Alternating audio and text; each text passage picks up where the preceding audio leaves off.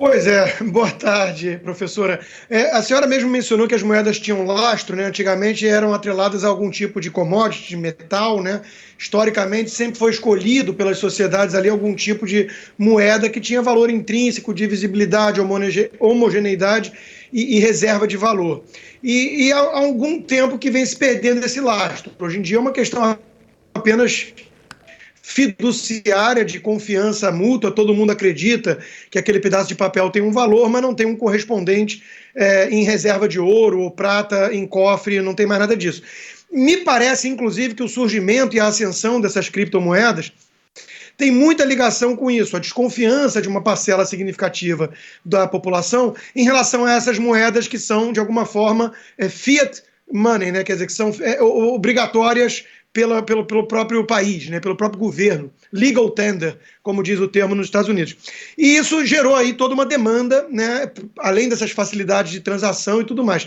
Pergunta que eu lhe faço: existe o receio de que os governos atentos a isso, né, querendo impor e garantir até mesmo o seu poder de senhoriagem ali, de ter o monopólio da emissão da moeda oficial, considerar esse ativo, como a senhora mesmo colocou, cada vez mais algo, enfim, que vai ser ou sobretaxado ou considerado muitas vezes até ilegal? Isso é um receio que a senhora tem em relação às criptomoedas?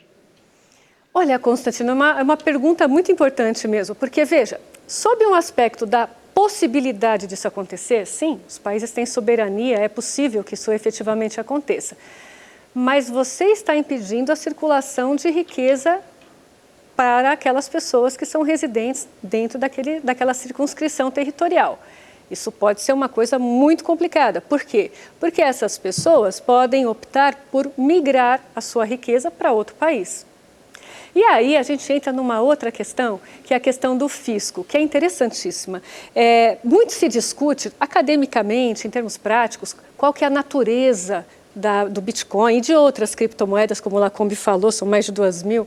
E aí a gente fica naquela coisa, olha, valor mobiliário, não é ação, não é moeda, não é, fica aquela questão toda.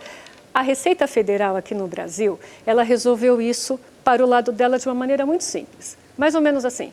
Eu não sei o que é isso, mas se você lucrou, você vai ser tributado no imposto de renda. Simples assim, não é? Então, veja, muita gente discute, muitos países discutem se é realmente algo que deva se permitir, se manter como legal.